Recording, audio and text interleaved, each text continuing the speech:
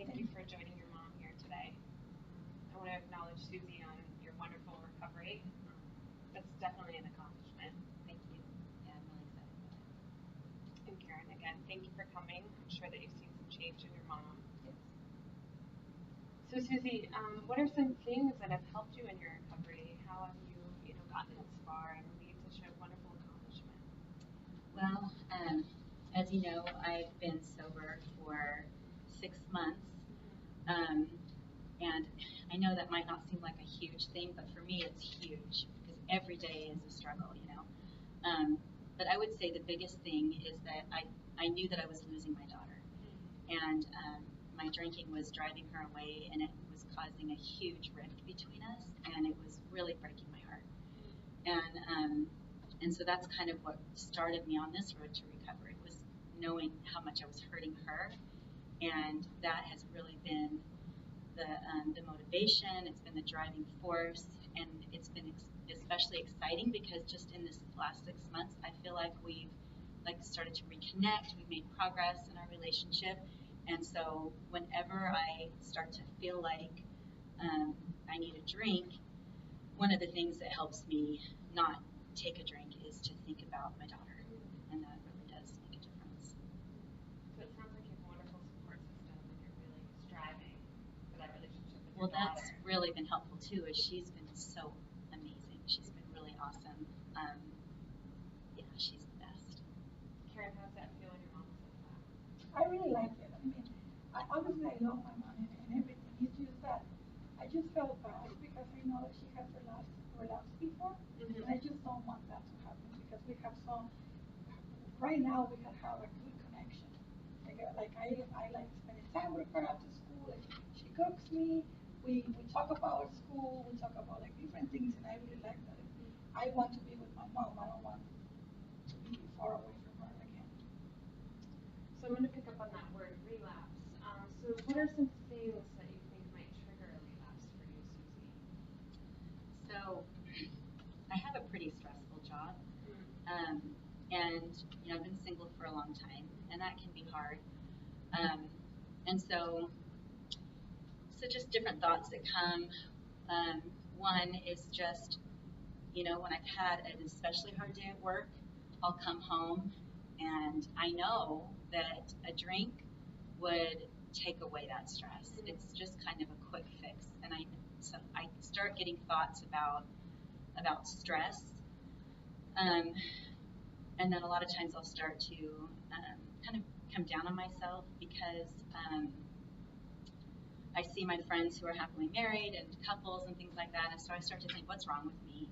Like, why can't I find that kind of a relationship? And so I kind of start to think some really negative thoughts about myself. So maybe that's something we could work on today. There's some relapse preventions and interventions, and ways to cope at those times where you're feeling like you might relapse, and there might be times where you can help your mom, or it's an activity that you could do together. Okay, that sounds great. So I'm not sure, Susie, do you remember when we talked about wise mind a little bit? I do. Being wise-minded. I really like the idea of wise mind, and it makes a lot of sense. But maybe you could explain it a little bit more. Sure. I actually have a little bit of a printout for you guys, just so you can take it home. So it has a visual aid for you. So Karen, being wise-minded is the state of mind that we would all like to be in. Okay. So if you can think about it like a bathtub, we have our emotions, and those are usually triggered, can really, bring on the heat. So we would look at those as like the hot water. Okay. And then there's a logical, state of mind in which you would do like concrete thought processes like math or problem solving. Those are more cold. Okay. So more of like a logical state of mind. With no emotion. Right, no emotion in those. Okay. So really, ideally, we would like to join both the hot and the cold together and kind of be in a warm state of mind, in which we call the wise mind, in which we can make our decisions from that place of being. Okay. Like a nice warm bath. Perfect. So being wise-minded is part of DBT, in which we've discussed. and that is a way to cope. And we can use the different mechanisms in being mindful. And being mindful is part of wise mind. Okay. It helps us to get into wise mind if we are being mindful of what's happening, right? Right. So a definition, let's just say, just to kind of give you more of an understanding of what being mindful is. When you are mindful, you are able to observe your thoughts and your feelings without judging them. So you're not judging the good or the bad. Instead, you're letting your life kind of pass you by, and you're more in the present state of mind. And that is rather than dwelling on the past or anticipating what's going on in the future. So you're just trying to be present in where you are right now versus thinking about the future or what happened yesterday and trying to make a thought process out of being right here and now. Okay. So does that make sense? Yeah. I think I could do it. I mean, I'm willing to do anything that it takes to help my mom being sober so we could spend time together. And I think this could really work. Okay, wonderful. Yeah, because mindfulness is really the goals of mindfulness are to develop an awareness of our triggers, which we had just discussed a little bit about mom's relapse. Yes. To hopefully change our relationship with that feeling of discomfort that we have and the unknown, and try to recognize our challenging emotional and physical experiences. Okay. So I don't know, would you guys be comfortable in doing a little bit of a meditation? That's part of being mindful. I don't know if that's something you feel comfortable doing today. Yeah. I want to try. Yeah, we can try. Okay. It's something new for me, so I will be Perfect. try. All right, so if you could just both get really comfortable in your positions. Okay. And I'm just going to read a little something to you. So oftentimes our emotions and lives can be like riding a roller coaster. One moment we are happy, the next moment we are feeling angry or anxious about something, triggered by the things that are happening around us. Have you ever been on a roller coaster ride? A roller coaster is a fast-paced ride with slow moments as the car rides up an incline with us inside, waiting in anticipation for the next fall. There can be a euphoria, which is an emotional high, as the car falls forward down the roller coaster track, but there can be fear there too. Our emotions can run like a roller coaster too. Even if we are not aware, we are pulled into the feelings and reactions of those twists and turns, rising and dips. What if you could learn to be aware of those turns, slow things down a bit when you want to, and ride the roller coaster with attention and responsiveness?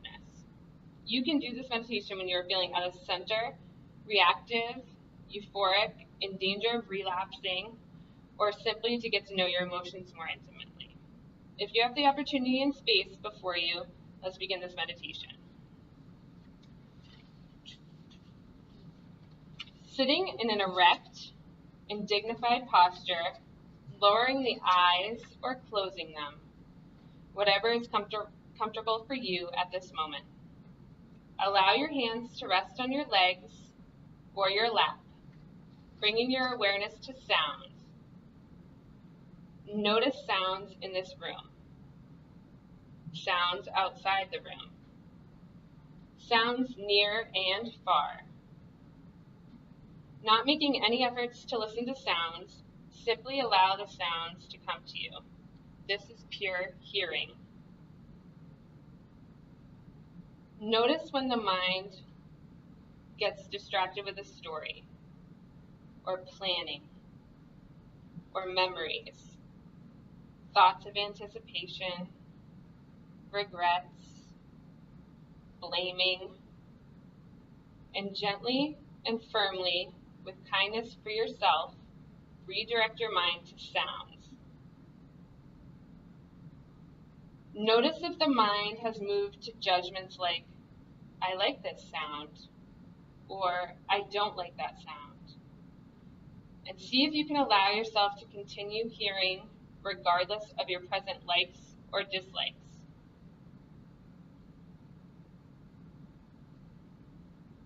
Bringing awareness to the silence between the sounds, just listening to whatever is coming to you in the form of sound.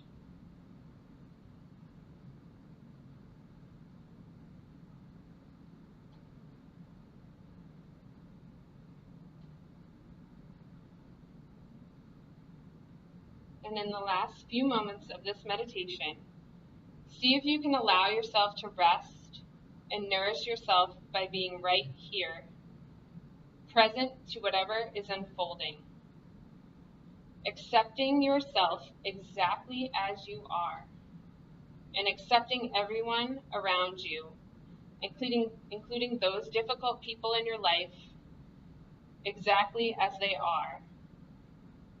Extending with your thoughts kindness and compassion to them. And when you are ready, bring your attention back to the room and allow your body to stretch, breathing deeply, releasing with the out breath whatever you don't need right now. And with the in breath, bringing new energy into your body.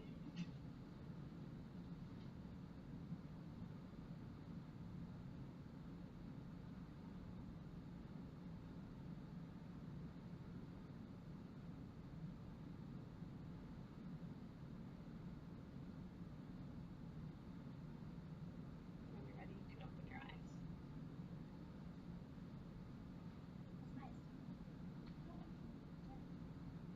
So how did that feel? Is that something new to you? Have you ever experienced anything like that, either one of you?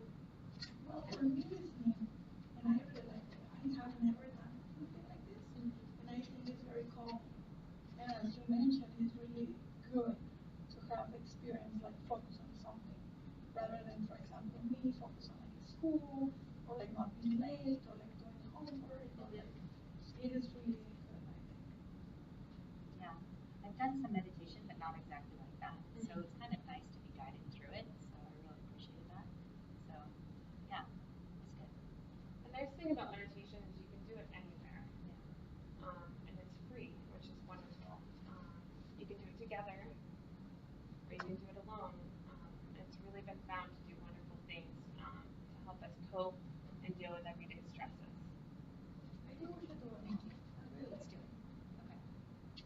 On a time every day. Yes. Okay. All right, ladies, I'd love to see you again, and we can schedule that. Okay. Thank you. Thank Thank you you. so much.